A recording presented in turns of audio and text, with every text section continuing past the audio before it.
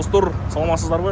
Бишкек шаарынын мэриясынын басмасы кызматы Борбор калаада капиталдык ремонттон өтүп жаткан, реабилитация болуп жаткан жол тилкелери боюнча көмөкүлөрдү билдирет.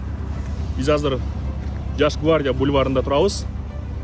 Бул Жаш Гвардия бульварынын чыгыш тарабы.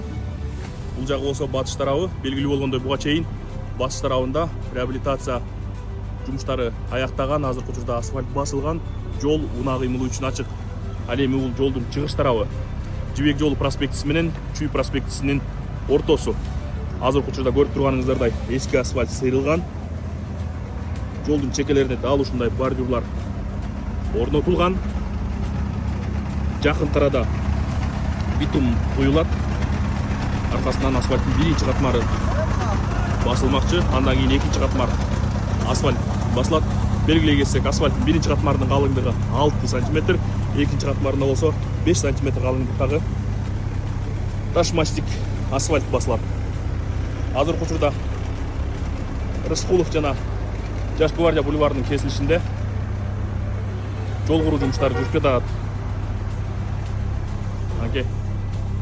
Достор, белгиленген график боюнча бул көчөдө капиталдык оңдоо жумуштары июль айынын 25-ине чейин бүтүшү керек. Асфальт басууга мынакей көрүп турганыңыздардай бардыгы даяр.